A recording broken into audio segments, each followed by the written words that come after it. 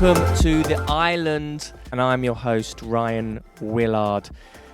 Culture in Quarantine. This is conversations with creatives whilst in lockdown. This is a little mini-series that I've been putting together to share and celebrate creative talent and thought and thinking whilst we're all in this very unusual set of circumstances. And this week, a real delight. My first guest on episode number 1 is none other than my very dear and good friend, Michael Karcher-Young. Michael is a conductor, he's a musician, he's a pianist, he's a percussionist, he plays a pretty mean bass line. Him and I used to be in a great band called Monarch together. We gigged all around the country and had lots and lots of fun doing that, and he's been a real sort of musical mentor to me. And a little bit about Michael. He's the artistic director and co-founder of the Beethoven Orchestra for Humanity, which was formed in 2016, and this is a very powerful new vision of what classical music can be in modern society. He's also the music director of the Herefordshire Youth Orchestra and was appointed Assistant Conductor of the English Symphony Orchestra, following crucial work on the preparation of their world premiere performance and recording of John Joubert's magnum opus opera Jane Eyre in Birmingham in 2017. So Michael is a master musician, and in this conversation we discuss some really interesting aspects of performance, of musical creativity, of musical structure, the architecture, the space within music, and we also get a beautiful performance of Debussy's Clair de Lune, which Michael very kindly played for me over this Zoom conversation. So sit back, relax, and enjoy Michael Karcher-Young. Michael, welcome. How are you? I'm very well, thank you. How are you? I'm all right. I'm not too bad. What have you been up to this morning? This afternoon, even? This morning, I've been deep cleaning the oven, and I'm very, very proud of my work. Nice. Like seriously scrubbing away with the wire. You know those wire cleaning things? Yeah. Why was They're it? like magic. Why was it so dirty? Was it from all those co-op tarts that you put in there? Co-op jam rolls. Co-op jam rolls. That's it. Yeah, something like that. Yeah, maybe a bit of pizza. So, just for the people who don't know who you are, you're a conductor, you're a pianist, you're a musician. You were also in this incredible avant-garde progressive rock band, a post-punk rock band called Monarch. Monarch, that's the one. Yeah. For many years, of course, which we were in together. And this afternoon, I wanted us to have a little chat because we're both lovers of music and we always enjoy talking about the kind of spatial qualities of music. And you've been, for me, like a mentor, really, a musical mentor, and was very privileged to be able to be in the band with you for a long period of time because you actually got me playing, you know, almost like a real musician at some points. And I learned a lot from you, and I've always enjoyed listening to your descriptions about music. And I thought it would be a nice thing to do this afternoon, just to hear you play one of your favorite pieces of music on the piano, and then just to talk about it. Sure. So a little bit about your career. When did you start? Who are you? What have you done? A quick little bio. When did I start conducting, or when did I start playing the piano? Or when did you start playing the piano? What's been your musical background, history? Well, I can show you a little picture. This is the benefit of doing this at home.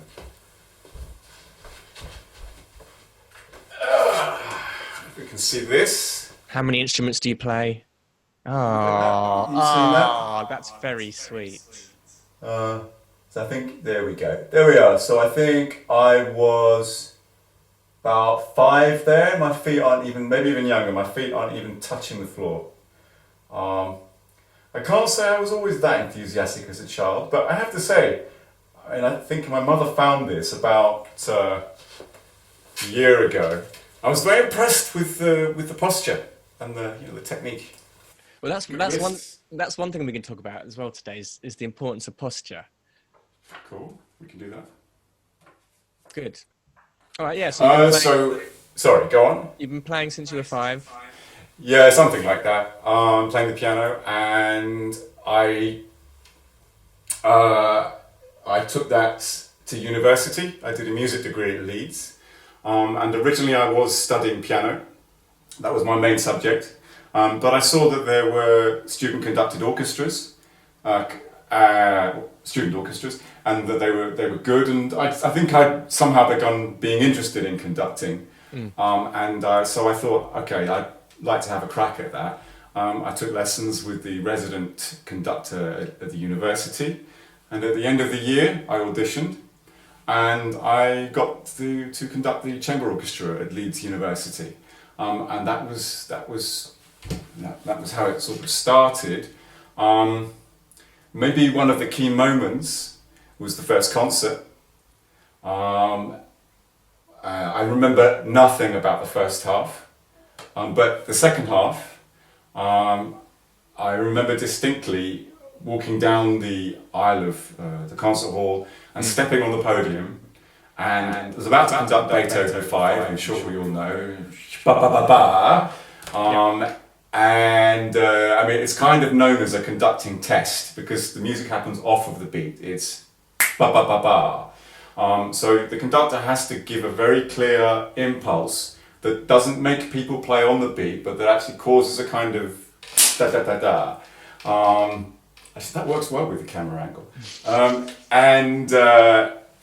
Anyway, the key thing is that I felt at home on the podium in a way at that point that I had never felt on the piano. Right. I'd always felt really nervous, and like I had this sense that I wasn't able to get to the bottom of the keys. That's the way I used to put it. And so I would, if I succeeded at the piano, it was kind of just by sheer force of personality or something, rather than really being able to connect deeply with the instrument in the way that I wanted to. And then suddenly, as a conductor, in the second half, something sort of fell into place, and I've been pursuing conducting ever since. And how would you describe what it is that a conductor does? What it is that a conductor does? Because from someone who's not necessarily immersed in the world of classical music, it can almost seem like a very strange thing that somebody is doing, and you kind of think, well, why can't the orchestra play all together? What is it that you're doing? What are you bringing to the sound, to the music? Sure. What does a conductor do? Sure. I mean, it's a question conductors get asked a lot, because if you look from the audience point of view, you're seeing somebody up there waving their arms about, and often people think that what you're doing is controlling the musicians, and it's about power. I guess the first thing to say is an orchestra can play without a conductor. The key thing is whether they can hear each other well. You do get orchestras like, for example, the Orpheus Chamber Orchestra in America, and there have been more and more here, that could do it without a conductor. But they do need a lot of rehearsal time, because they have to come to a shared agreement between themselves of how the music's supposed to go. And at the same time, they still need quite specific leads to enable them to move forward together. And I guess this is the key thing. Conductor's job is to get everybody rowing in the same direction, and at the same time to be able to take into account the individual oars of different musicians, because we're human beings, we all row slightly differently, and obviously on a boat, I mean, rowing a boat is all the same direction, etc., and that has to be synchronized. But in a symphony or in an orchestral piece of music, you have probably people think it's maybe, you might have 60 musicians, but let's say there are 5 or 6 different strands of music happening vertically at the same time. In order to make all of that cohere,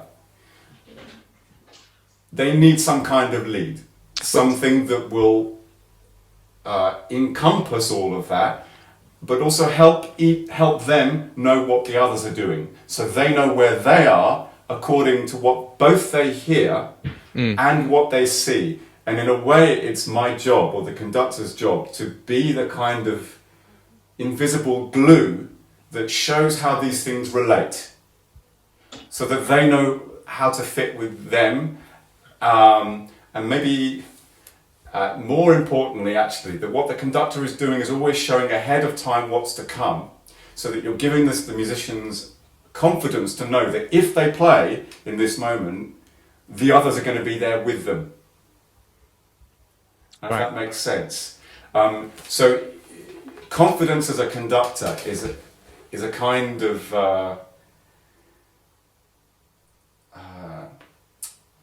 you can't not have it. It's kind of your job to I don't mean be arrogant, although conductors tend to be arrogant, and I've certainly been accused of that in the past. No.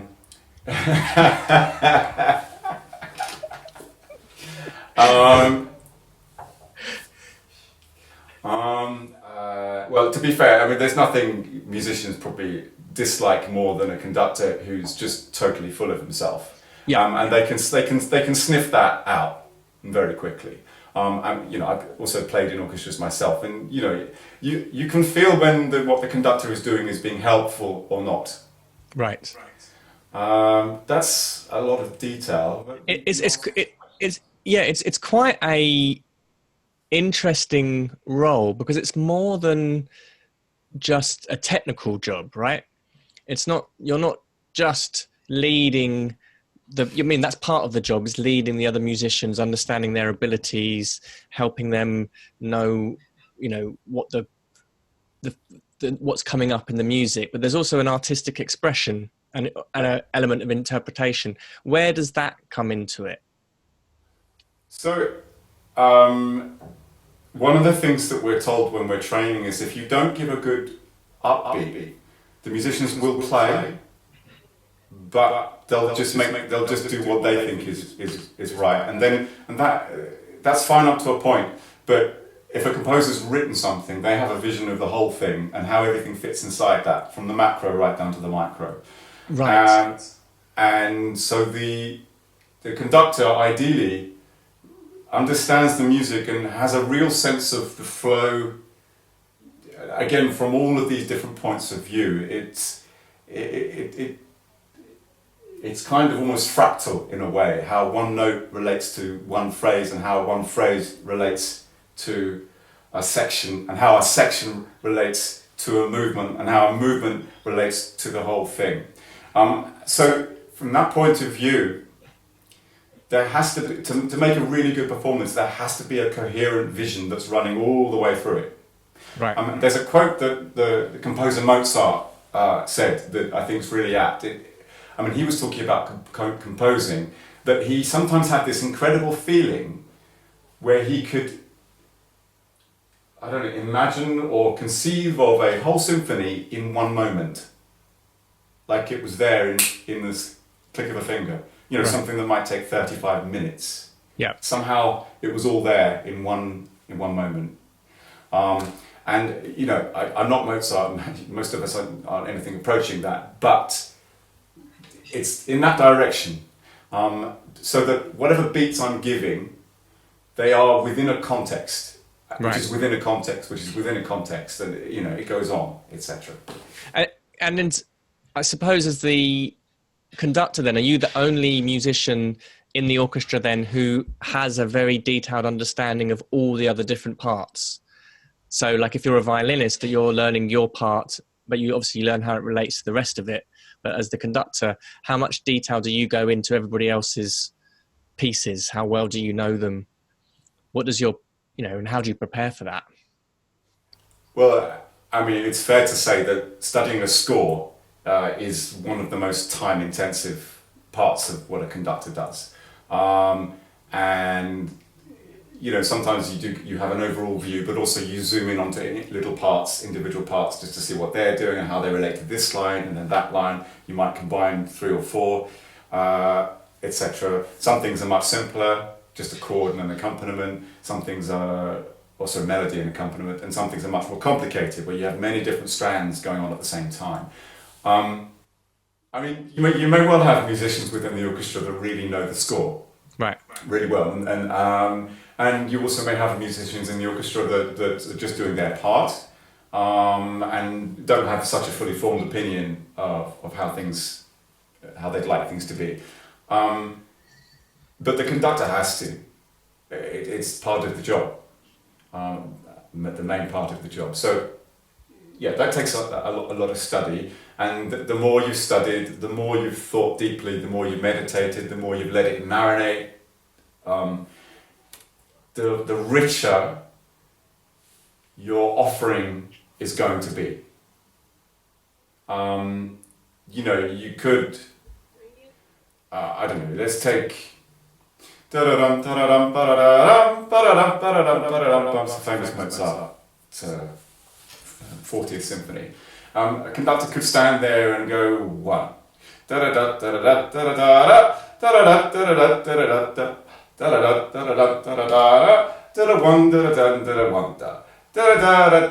then what you're doing is just going 1, 2, 1, 2. It's time beating. It's not going to be interesting to anybody.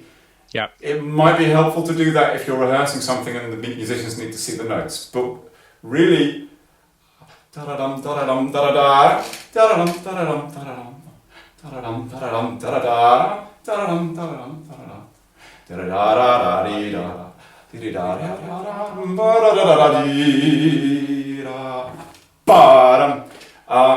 maybe you could sense in what I just did that I was trying to show where things were going. Yeah. You were giving it a contour, a shape. Yeah, and the bits were within it. It wasn't like I was just going,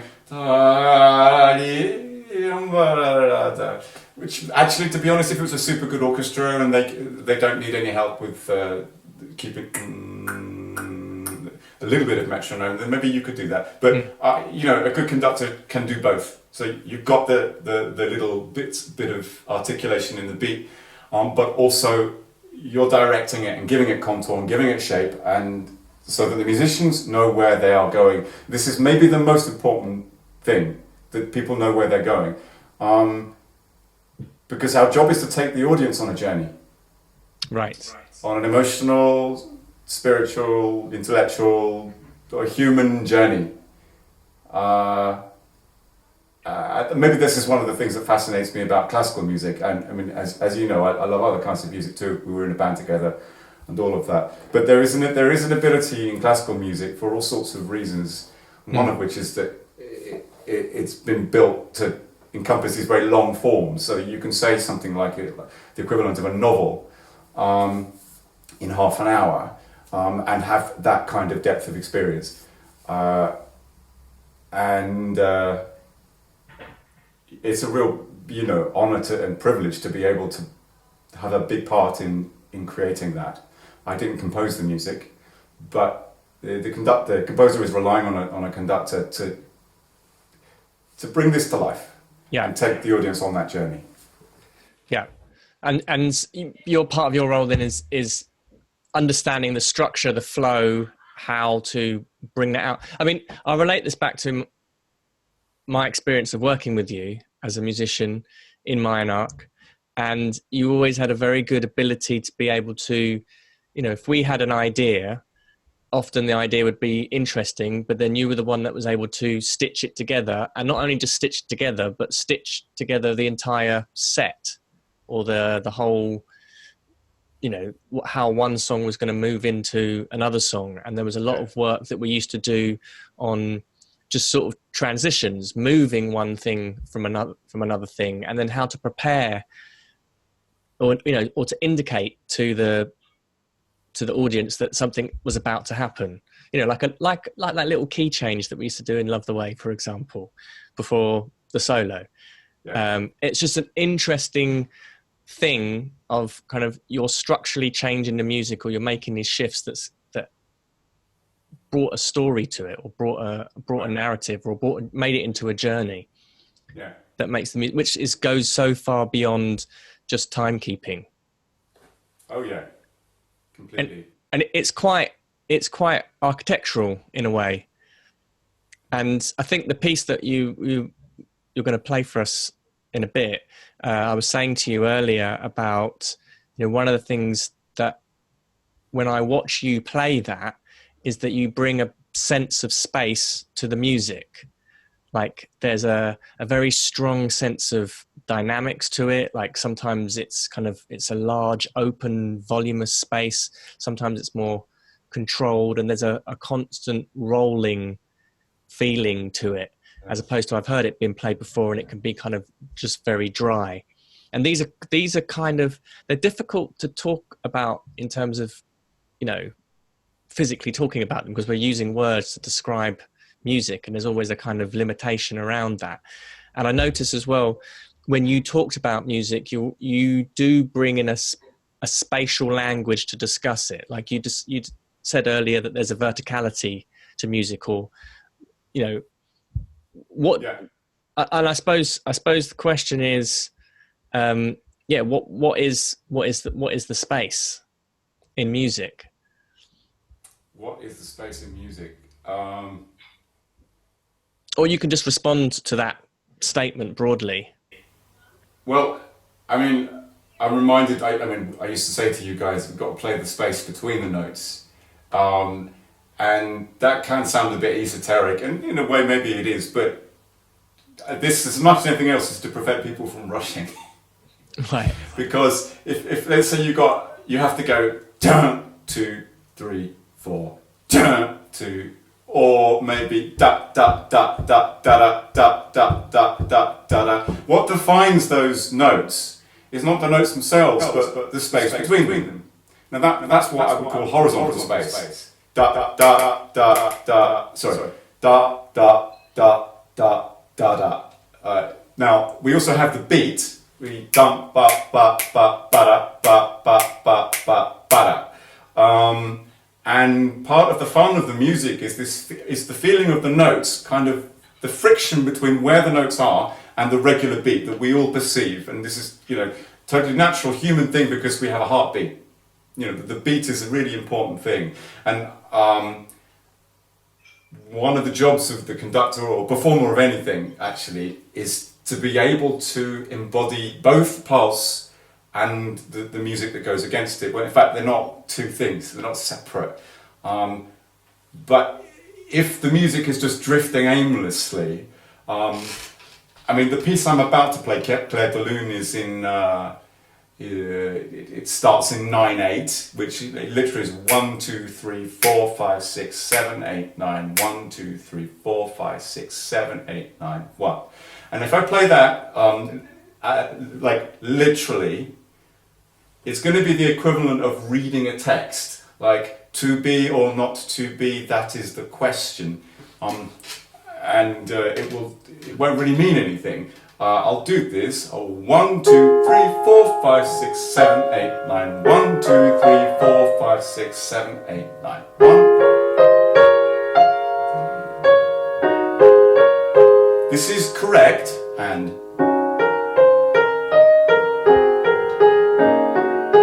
etc. Right? Yes. That's perfectly correct, and sometimes it might be helpful to go through this with a student, because if they need to get a strong sense of how the rhythm needs to be, the structure of it, like the bones. But to find the music, I have to look further out, and it's, first of all, it's bigger beats. It's 1 and 2, 3, 1 and 2, 3, and then this 1, 2, 3 becomes like a 1 and 2, 1 and 2. I'll now demonstrate. So.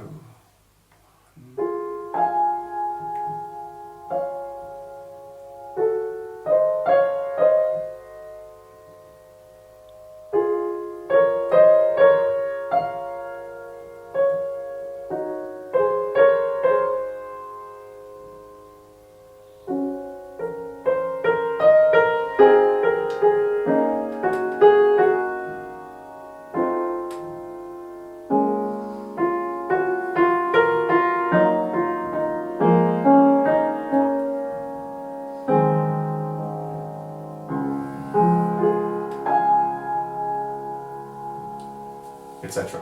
Wow. Now, maybe you can. That is such an extraordinary difference Right. between the two. The second one, obviously, like my hair stood up on end and I just was emotionally somewhere else. The first one was nice. It was very pleasant to listen to, but it almost sounded like you'd programmed a computer to play it. Exactly. Yeah. Now, I mean, did you feel how I was pulling at the pulse? Sometimes I took longer, sometimes I moved it forward.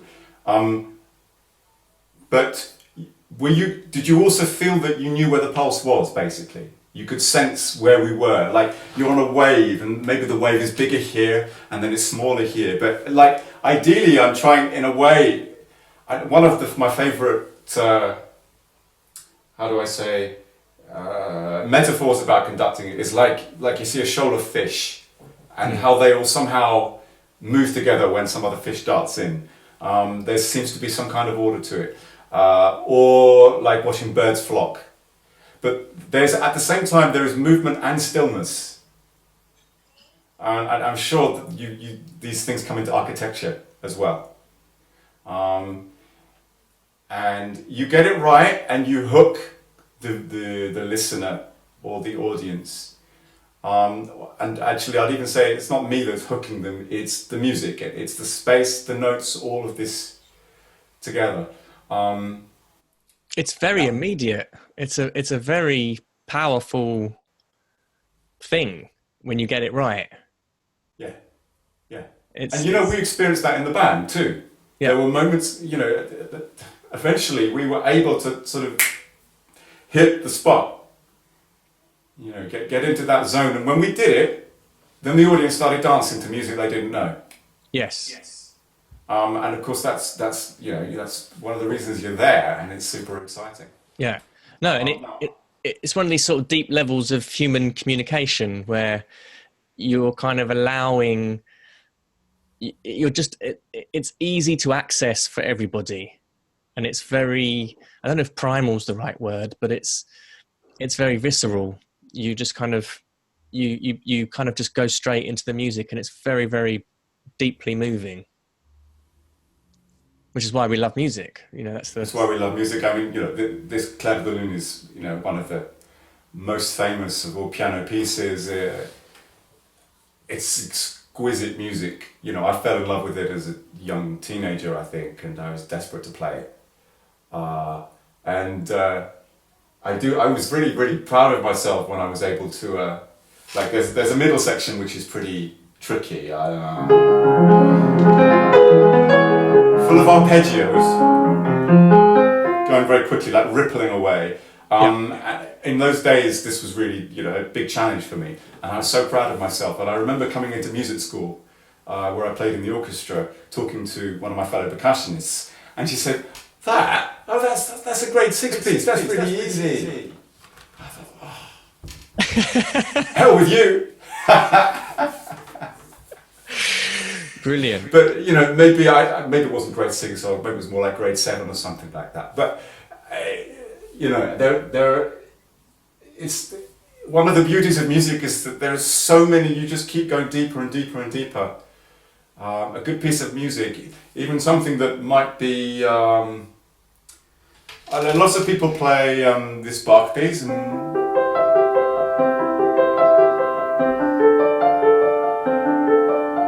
Etc. And I played that when I was very young, and it's really, really very beautiful. But this piece is still incredible at my super young age, and there's always more to find. And one of the beauties of being a musician is it literally is a lifelong pursuit, which is a beautiful thing.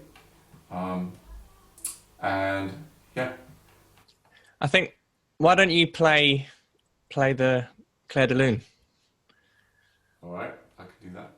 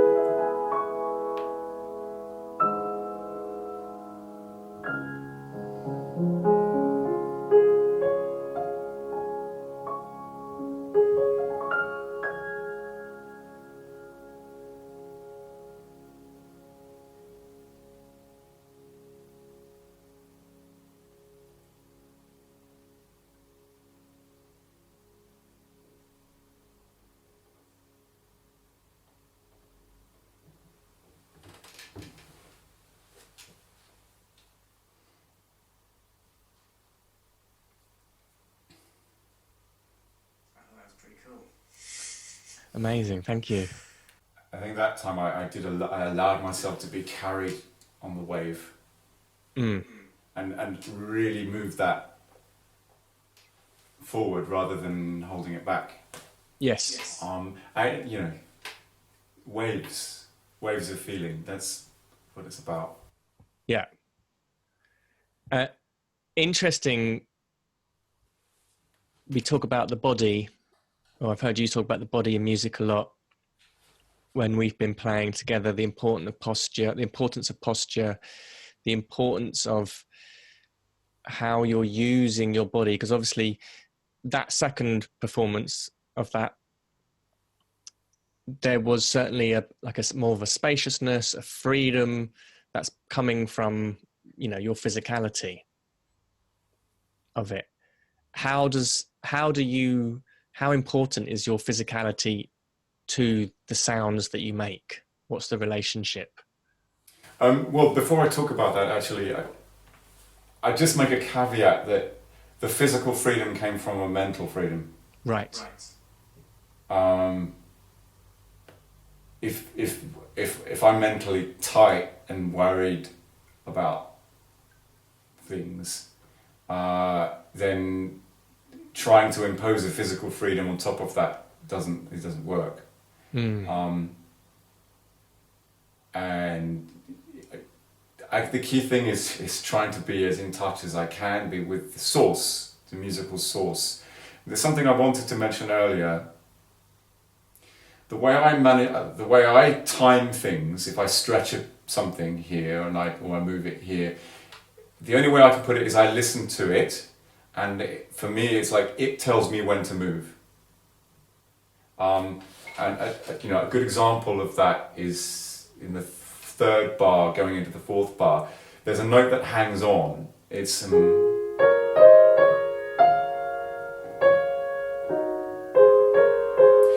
is on this chord, and then I change the chord underneath. It goes from here to there. So now suddenly this note has a different function. It's being stretched and it wants to fall to there. And I feel like that one, the note's like telling me that it wants a bit more time before it moves. So I listen to the note. Listen to it.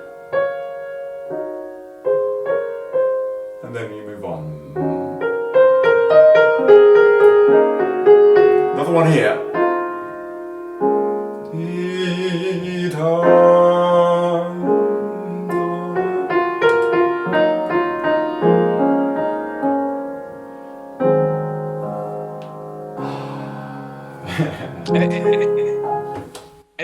It's those that, like what you're describing there, that kind of pulling is also the kind of emotional pull. It starts to really bring out the pathos of the piece, or the sort of the connection to the music that really kind of makes your eyes water up or your hair stand on end. Yeah, and I think that's where the juice is. It's not in the beats, it's not in the notes themselves. It really is the relationship between the notes. Just like I'm sure you could rhapsodize about buildings in this way. It ain't in the bricks. Yeah. It's the relationship through the bricks. Yeah, the relationship with the spaces. The spaces, yeah. And the experience of the person who's looking at the building, it's within them. Can you talk a little bit more about the mental freedom? Because that's really interesting, and I imagine then that whatever kind of internal narratives you've got going on, or confidence or doubts, all of that can impede or cloud your ability to be with the music, to allow it to, to be able to listen to it, so you know when to allow things to hold for those kind of micro moments to bring in the emotion. How does one do that? I kind of just thought, fuck it, the second time. Also, maybe, I had one in the bag, so that gave me a bit of space. Yeah. I guess also I look, I'll just try. I'll try something else somehow, and see where it takes me. You see, I had a little practice go at this yesterday, and I recorded myself doing it while I was on the whole music, and actually, in many ways, I felt so free. But there was one other aspect. I had a glass of red wine like half an hour before that, and the fact is that actually that seemed to free me up. Now that's a bit of a worrying thing because I have never used alcohol as a performance lubricant. Ooh. And I don't plan to start. But that it just happened that time. But because I think there have been a lot of musicians who just couldn't perform without any kind of sedative or something like that, and I'm not one of them. I have to say, as a conductor, somehow, because my responsibility is so immediately to other people, I don't generally find that kind of thing. What I do is to help other people do something, and it makes me think that there's something in that for when I'm playing, just to get me out, get one out of oneself somehow. I remember, playing pieces with you, or trying to get a riff, particularly the Gloria riff. I had loads of trouble with just trying to sit in the groove of that for a long time, and you stuck with it. And it was also a mental thing. The more that it was kind of like trying to do it, and the sort of overthinking about it or whatever, that would impede the rhythm, or it would, you're not flowing, if you like. Yeah. It has to be like this, and not, Yeah. And the more that, again, like surfing, the more you can see. This is something also that I'm really fascinated in, which is what is pulse, what is musical pulse, because often I think people think of it, including musicians, as a kind of a point from there to there, and of course you have the metronome, which is going nick top tick top. But actually, musical pulse, I think, is much more like a wave. Actually, it's circular in nature. It doesn't actually have. There's no points to it. There's a feeling of before and after. That maybe the feeling of whoosh, like if you push a swing, is more like what pulse is. And whenever you look at good musicians, they have this. It's in their body, whether it's in a large way or in a small way. And it starts there. It doesn't end there. That makes sense. So what you're talking about is da da da da da da da da da da da, and you can probably sense my whole body is kind of doing a little gyrating. Yeah. Just a little bit. But it's not going da. There's no. It's circular. That's the point. Yeah. No, I remember. And maybe we have to be mentally circular. Again, it's like you say, it's being in the waves. It's allowing things to flow. Yeah. Beautiful. Yeah. When it works, it's the best. It's like I say, it's like flying. And actually, there's another conductor I asked, what's it like for you when it's really, really working? And I love this answer. He said, Michael, when it works, it's like speak with God. He was a Russian guy, wonderful conductor. Speak with God. I think that's an appropriate place to stop the conversation. Turn right there. Thank you very much, Michael. It's been a pleasure, Ryan. Absolutely loved it. We'll have to do one dissecting monarch structures. I think so. I think we'd have to do.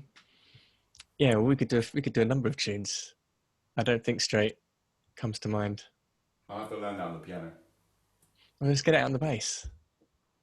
Oh yeah, I'd like to do one with me on the bass. Yeah. Cool. Nice one. Brilliant. Thank you, Michael.